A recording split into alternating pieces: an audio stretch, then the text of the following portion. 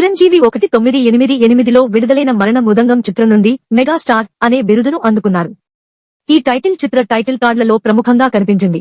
ఇది అతని కెరీర్లో ఒక ముఖ్యమైన మైలురాయిగా నిలిచింది.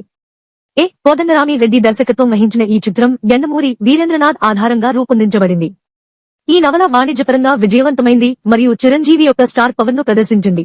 ఆ తర్వాత అభిమానులు మరియు పరిశ్రమ అతనితో అనుబంధించబడే శాశ్వతమైన బిరుదుకు దారితీసింది. ప్రముఖ టాలీవుడ్ నటుడు రామ్ చరణ్ తన విజయవంతమైన సినీ కెరీర్ మరియు వంశపారంపర్య కారణంగా మెగా పవర్ స్టార్ అనే బిరుదును అందుకున్నాడు.